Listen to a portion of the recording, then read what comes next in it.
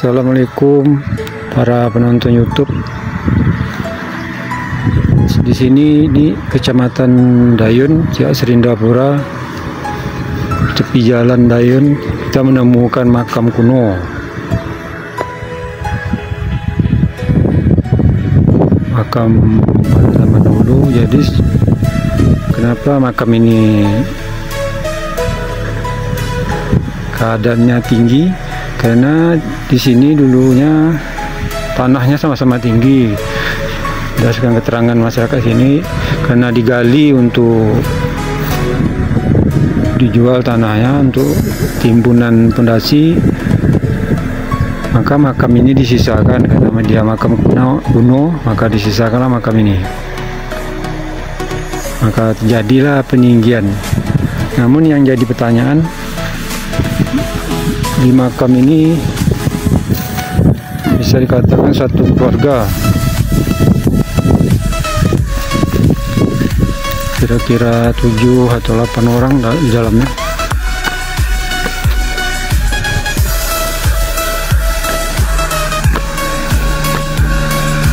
Assalamualaikum ya ahli kubur.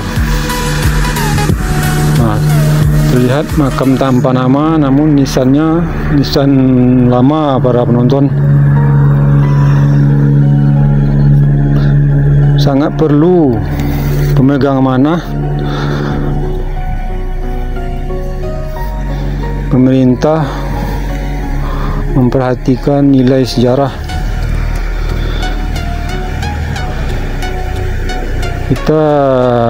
Kami masyarakat bukan anti pada pembangunan infrastruktur, itu bagus, namun lebih utamakanlah pembangunan jati diri manusia, pembangunan marwah.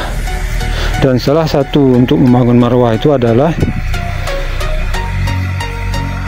menelusuri sejarah-sejarah masa lalu, karena sejarah itu penuh dengan marwah. Untuk itu pemerintah seharusnya berkewajiban menyisihkan dana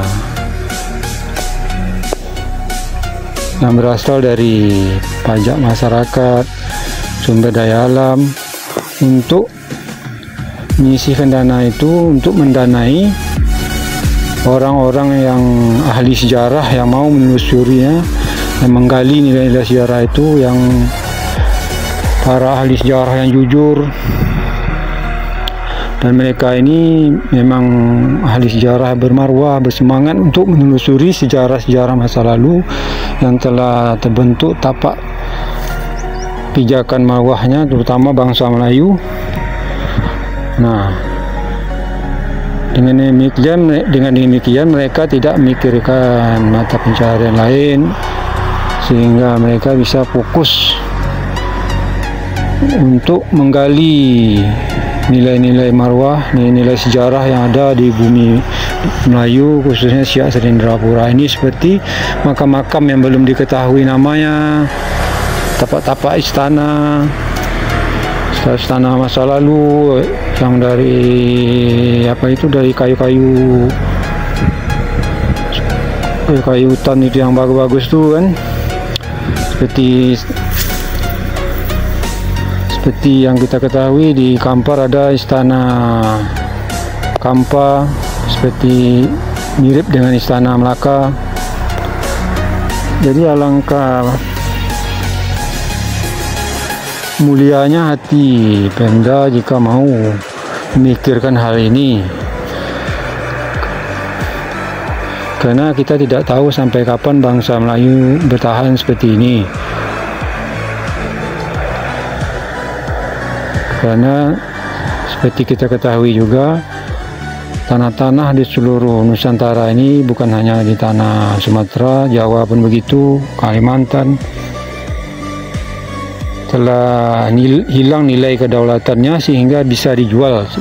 Dan jika hal itu bisa dijual, tentu orang-orang yang kaya-kaya, orang zolim yang megang duit banyak bisa membeli segala hal, bisa mengambil sumber daya alamnya dengan sewenang-wenang tanpa keadilan.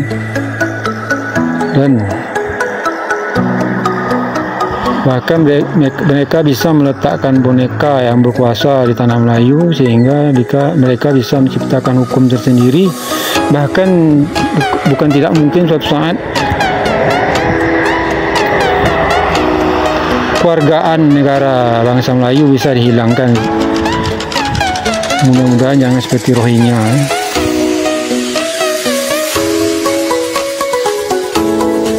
Demikian, semoga ada hikmahnya.